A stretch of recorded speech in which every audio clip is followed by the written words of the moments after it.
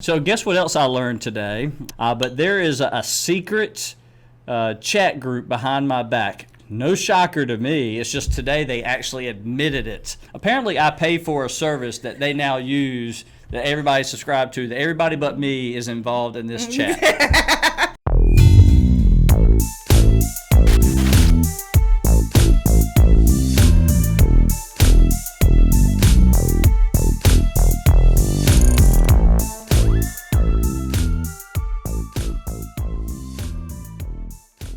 Hey everybody, this is BJ. Hey, I'm Aleatha. And this is another episode of Off the Record. Friday. I ain't got no job. You ain't got to do. If you know, you know. Yeah, it is if you know, you know. So what's new? What's going on? Well, got my eyelashes on today. Oh. I do. Can I feel them? No, you don't be touching a girl's eyelashes. I can't pull it apart just to see. But got my eyelashes on today. Even got some eyebrows on. Do you need your eyelashes to do the show? Well, obviously not, because I ain't wore them in 4 weeks. So I reckon not. I wear them when I feel like wearing them. Speaking of wearing stuff, you got on different clothes today. I know! Congratulations to me. Yeah, you should get an award. It's complete coincidence that it happened that way, that I kept wearing the same jacket or the same dress that I wore the last time we recorded. Like, I didn't mean to do it. Yeah, I know. You know? But I also don't care. So there's that. Oh my gosh. I have got to, I keep getting mad at myself. I've got to come up with a name for whatever this is right here. It needs its own nickname, its own caricature or something. It looks like a slinky. Oh, yeah.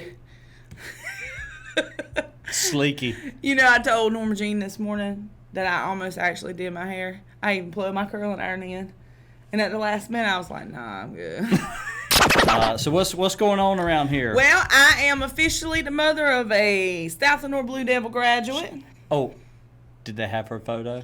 I mean, they did. Of course they did. Everyone I sent was in the slideshow. Everybody that I know loves you, certainly because of who you are, of the era you present. You make me feel real fabulous. But I think they love you also because they fear you. It's like the fear. Kind of like the Lord. Fear of the Lord is a strong tower, no, right? No, I ain't. They were afraid you were going to come. I'm harmless. They were afraid you were going to come down there and show your rear end. No, I might wood over my youngin' now.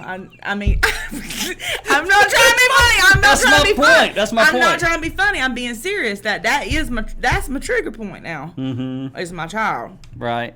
Like, I'll forget all my mama's raising over that. Right. You know? You do turn into Mama Bear. Yeah. And just as quickly like mush when she walks in the room. Oh, that's my baby. Yeah. Boopy, boopy, poppy, pop. But they did. Now, there were other parents whose children did not have no pictures up there. I can't get involved in all that. No. But my child's pictures were up there. Only do with your own. Yeah. Tend your own. Yeah, that's what my mama used to say. Mm-hmm. Now I say used to say, but the truth is she says that to me now. Now, is this Rebecca or Becky? Well, Becky's the one that would say something like this. Gotcha. But like if I ask her too many questions about her life that she don't want me to know. Her what? Her life. Life. Yeah. Her life. Mama will say. I'm trying. Yeah, Mama will say, I tell you what, you tend your corn, I'll tend mine. That means get out of my damn business. It's a true story. That is what Mama says. I believe it. I do. And you know that whole washing your mouth out with soap thing came up the other day? Uh-huh. Because I had some people respond and about it? Yeah, some people said that that's happened to them. Yeah. And I called her the other day and me and my boyfriend were discussing about picking on her, you know. So when she picked up the phone, I had her on speakerphone. And I was like, it's about time you answer the phone. And she's like, well, I was doing something. I said, I'm sick of calling you and you like trying to get her riled up. Right. And then I said, I'm sick of this And she said, now I'll wash your mouth out with soap right there on the speakerphone, which was so funny because we had just talked about it. Right. And I said, Mom, I'm just picking on you. I said, I was just trying to get you amped up, you know. But it don't take much. Y'all try to do that to me, though, too. Yeah, it's very enjoyable. I learned something about myself this week. Christy pointed out, and Aleatha confirmed it. Whenever I get aggravated with somebody, and I'm like, just come over here, but then I'll add something sweet. So you'll say, I'll say, BJ, did you send me that graphic yet? I am working on it, honey. I'll add a sweet little saying at the end, honey, sweetheart, a sugar. term of endearment. Right. Shug, something like that. It's almost like y'all said it was because it's my way of kind of cutting it so it's not as harsh. No, let me tell y'all exactly. He says, I'm working on it, Shug, because what he can't say or won't say is, I told you 5 minutes ago that I'm working on this graphic, and I'll get it to you in just a minute. Don't ask me another damn time about it. Danny's had to bleep you 4 times in this show already. Well, I'm just saying that's what your terms of endearment around the office. That's what it's code for. It's code. Right. But it's sweeter that way. But don't you remember we were talking about the email thing? Mm-hmm. When it says, like, if you type in an email per my previous email, that means I told you last time. I need a little bit of warning before I take a swallow. Or if you say the sheet should look like the document as it has been attached to this email. Mm-hmm. You know what I'm saying? Mm-hmm. It's like, so this is all code. And remember, I read them to you that day because some of them were you. They were. Some of them were for you. Yeah. When you say in an email, I'm not politically correct, but more politically savvy when it comes to those kind of things. So if you say in an email and you answer something and you close the email out and you say, I hope this helps, that means don't ask about anymore. Now I'm sick of you talking about it. I do that. I hope this helps. So your terms of endearment with the girls around the office, after you're like, I'm getting it, honey, I'm about to do it, Shug. It's code. So guess what else I learned today? That there is, and it may make on the next vlog, I don't know, the journey we put out, but there is a secret chat group behind my back. No shocker to me. It's just today they actually admitted it. What'd y'all call it? Things you can't say? It's called things we can't say out loud. Things we can't say out loud. So apparently I pay for a service that they now use that everybody subscribed to, that everybody but me is involved in this chat. It's really just reserved for when you're doing your sales pitches and you have your headphones on and stuff like that, because you get real loud and we have to hear the same. That sounds like a dig. No, I'm just saying, like, I'm the loudest person on earth, so it's fine. I don't have a problem, but I'm just saying, the more amped up you get, the louder you get, right? Mm-hmm. And right. Anyway, and when you are selling yourself. Okay, bad joke. Anyway. Yeah. Yeah. Next. But whenever you're doing your sales pitch or whatever, it drives us nuts because I don't know how many times we actually probably hear you do that on a weekly basis when you're talking on the phone with someone about social media. So we hear a lot of micro content. You know, today it was, we'll grow as you grow. Mm-hmm. We'll grow with you as you grow. You know, we hear a lot of the same things over and over because it's a set of philosophies that you're running a business by.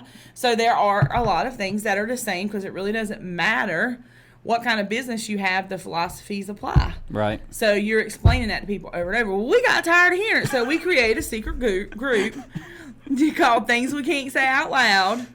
Because A, you're on a call and we're trying to be quiet, which is very difficult around here. I believe it. And 2, because we're keeping it secret from you. So right in the middle of my call or towards the end of it, the entire office gets up and single file walks by my desk and walks out the door. And a couple of them kind of look back and snicker. I knew they were up to something. That was Norma Jean's doing. Mm-hmm. But we declared in the chat with you today also that we were all going to be able to get off at 12. Like, some people actually believed it when I said it. They were like, really? No. No. No. Look, I'm a nice guy. You are a nice guy, BJ. Sometimes too nice. That's probably true. Yeah. That's probably true. So they walk all over me, but it's fine. You let them, though, to a point. I do. Because most all of it is either just some slight annoyance or it is you allow it. I do. You allow it. So in other words, they might be a little bit annoying once in a while, but generally speaking, well, not generally speaking, pretty much every day, the work gets done. So guess what I'm doing this weekend? Done. I'm glad you asked. As long as the weather permits, I'm actually going to a festival this weekend. But get this, here's the kicker. Okay. I'm going to a festival that was pitched to me for our team to run their social media, and I actually turned the job down. I said no, we're not doing that. The Bear Festival. Black Bear. Yeah, Black Bear. NC Black Bear in Festival. Plymouth, North Carolina. Yeah, NC Bear Plymouth. Festival. But the reason I turned it down was because honestly, it was too short a notice. We just, it was only 3 weeks ago we had the opportunity. But two, I don't know what the cell phone signal is like out there, so I can't guarantee what we're going to be able to do. Right. So I actually just politely just kind of backed out. But then I said, it would be really cool if I went to see if this is a project we could work on in the future. So I'm going to do that. What are you doing this weekend? Well, I just told you Hannah wasn't coming to stay with me because she's going to Busch Gardens for a couple of days with her friend. So I don't think last weekend was our busy weekend. It was Memorial Day weekend. Mm-hmm. So yeah, we went away. Remember I told you? That's right. We scoped out a random non-touristy area. It sounded like an empty nester thing happening here. Yeah, that had sunny weather. That was drivable, but not too far. And because all we wanted to do was just stay in the pool all weekend, and so we found that and a place in South Carolina, and we were looking forward to it. You enjoyed the experience so much that you actually checked out that hotel and went to a different one. Yeah, because people that know me know I love my child. I can love your children, but I don't want to be around a whole lot of them at one time and stuff like that. But we went to somewhere that wasn't a holiday destination for the purposes of being like, I ain't trying to swim with 20 children in the pool. Right. And then we end up at a hotel that had a karate tournament. So we're like listening to music and drinking and talking. All of a sudden we look around because like all the energy kept getting bigger and bigger and bigger. And I turn around and I'm like checking it out. And there were like 27 children in the pool, literally. Right. Literally. Aleatha says her days of doing that were over. Yeah, and I'm going to tell y'all something. Uh-oh, she's sitting up in the chair. If you take your children to the pool, mind your children. Tend your crop. Tend your crop. Don't sit like this on the side of the pool the whole time they're in the pool, and your kids out here wreaking havoc on grown people's lives, and you don't even know about it.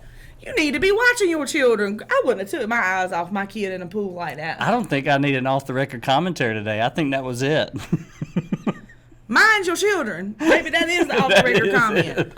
But it ain't off-the-record for me. It's just normal. You need to do your off-the-record. Oh, yeah. One thing I've learned about social media is everybody has an opinion and for some reason feels compelled to share it with the world. So let's talk about the mall for a second. All right. When I was the mayor, the mall, I saw the decline in the mall as I was mayor. I mean, it was happening.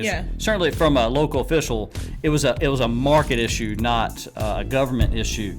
But anyway, I remember, and it drives me nuts. I remember if you've made a post right now, what should happen with the mall?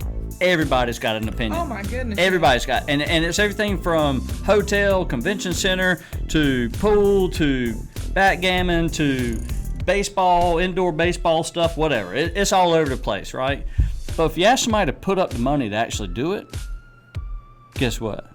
Crickets. It hadn't happened. Yeah, crickets. Because I remember when I was mayor,